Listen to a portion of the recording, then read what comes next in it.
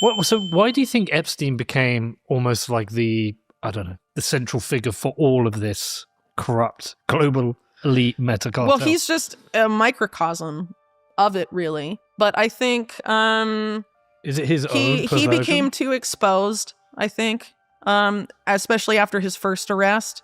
And as he described it, he became radioactive. But he had, before been able to move through all these different control is eroding. And somewhere in the upper tiers of influence, someone formidable is maneuvering to contain the spill. For years, Oprah Winfrey appeared insulated, immaculate, elevated, structurally immune.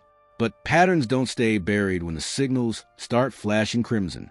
What was dismissed as archival chatter or incidental association now resurfaces with velocity.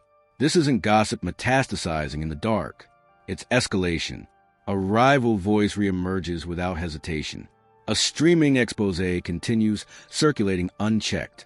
The quiet no longer reads as grace. It reads as calculation.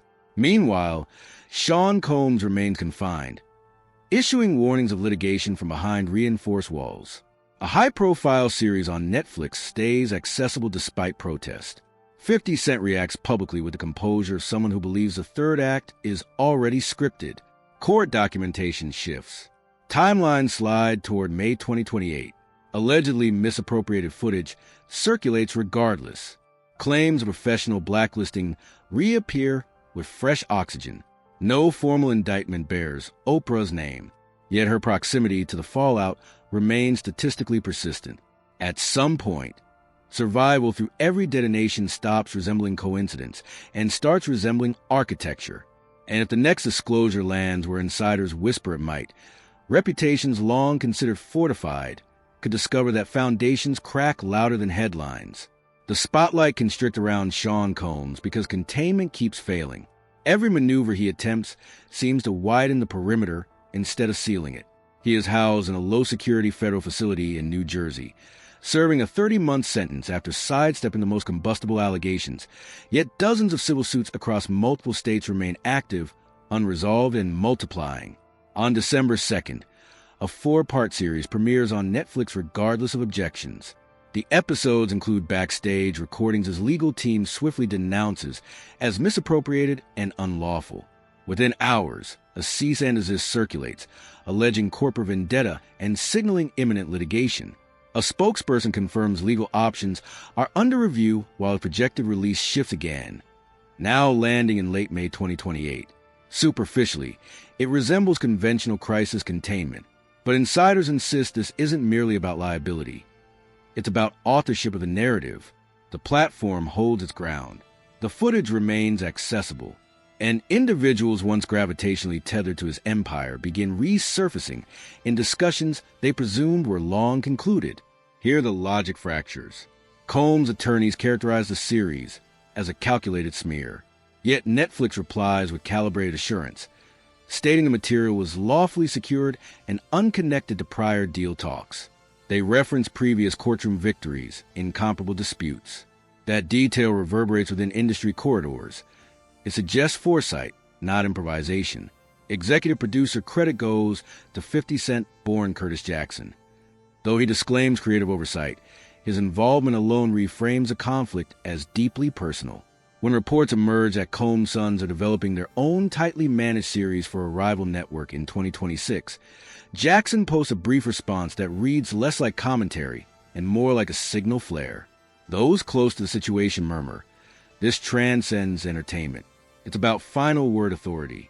When Combs' legal team files an appeal, criticizing the presiding judge and recasting him as a philanthropist subjected to inequitable treatment, the rhetoric feels... The idea that there would be a list does defy common sense for any common criminal. Why would you maintain your own evidentiary criminality? But to Jason Chaffetz's point, that doesn't mean there aren't clients. Just because there might not be a list doesn't mean there are not clients. And Ghislaine Maxwell could be put to the test on naming the names, creating the list after the fact of people that she saw. Almost nostalgic, as though public sympathy remains a reliable lever.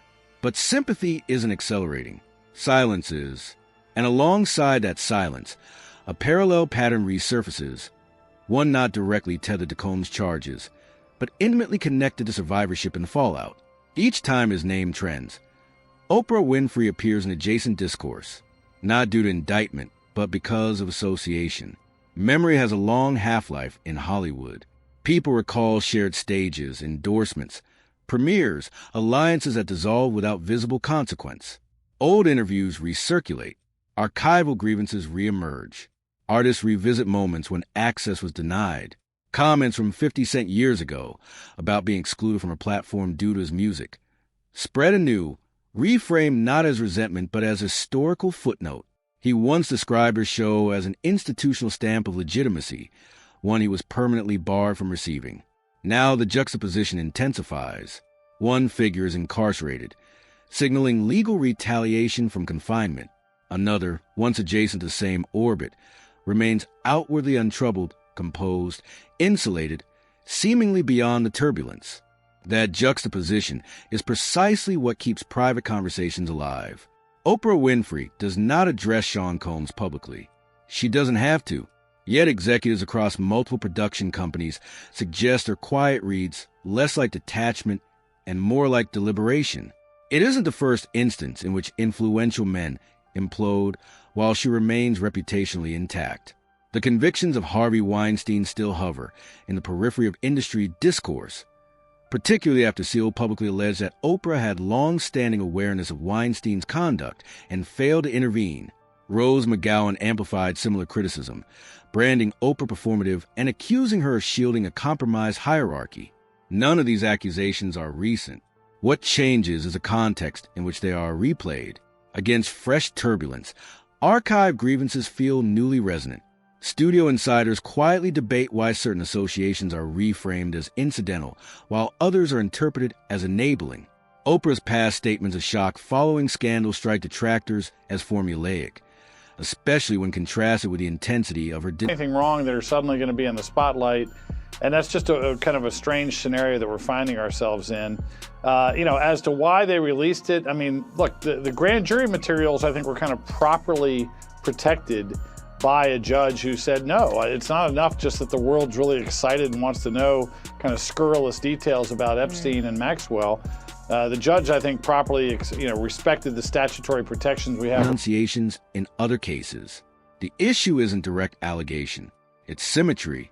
And symmetry invites scrutiny. That scrutiny deepens when observers revisit an earlier controversy that never fully evaporated.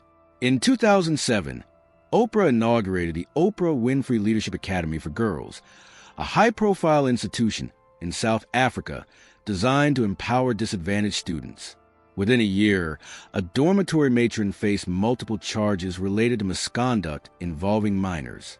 Oprah traveled to campus, issued a public apology, removed administrators, and pledged systemic reform. Officially, the chapter closed. Unofficially, speculation lingered. In subsequent years, additional controversies surfaced. Disciplinary investigations, reports of troubling incidents on campus, and a widely reported case involving a newborn discovered on school grounds. None of these developments resulted in legal culpability for Oprah. Nevertheless, online narratives flourished, driven less by evidence than by recurring perception. How does disruption repeatedly arise under a single banner without inflicting reputational damage on its founder? Within executive circles, the Academy frequently re-enters conversations about crisis containment, not as proof of misconduct, but as an example of how swiftly public attention can dissipate. Then there is João Teixeira de Faria, widely known as John of God, the Brazilian spiritual figure Oprah once featured favorably on her platform. Years later, he was convicted of abusing hundreds of women who sought his guidance. Oprah released a statement expressing solidarity with victims and support for accountability. Critics, however, focus on chronology. Endorsement first, condemnation later. When layered together, these episodes reshape how silence is interpreted. Not as absence, but as recurring posture. Add to that the renewed global fixation on Jeffrey Epstein, particularly after heavily redacted documents resurfaced in late 2025. The files mapped elite social networks, omitted key names, getting paid a fraction of the cost. I'm tired of hearing my sisters say the same thing over and over. under legal constraints and reignited online speculation about protected circles of influence. Oprah is not implicated in any charges related to Epstein. Still, her name circulates within the same digital ecosystems where discussions about insulated power structures dominate. At that point, narratives begin to form not through documented linkage, but through repetition. Patterns, real or perceived, gain traction simply because they echo. This is the point where the narrative warps. What once looked like isolated grievances now aggregates into something denser, less anecdotal, more structural. Cat Williams has publicly described Oprah Winfrey, alongside other influential figures, as a cultural gatekeeper. His argument isn't framed as personal animosity. It's architectural.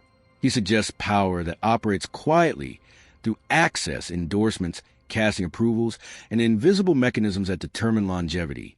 His remarks ricochet across social platforms, where audiences begin retrofitting past disputes into a broader theory of systemic filtration. Privately, executives revisit old boardroom decisions, not because new evidence has surfaced, but because context has shifted. Careers that plateaued after quiet disagreements are being re-examined with fresh curiosity.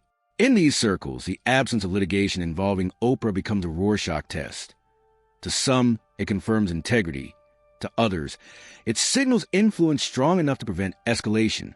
No one formalizes these suspicions, but the recalibration is noticeable.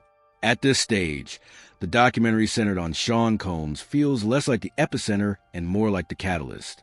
His appeal filings, his denunciations of Netflix, and his portrayal of himself as over-penalized echo rhetoric heard from other high-profile executives before reputational collapse.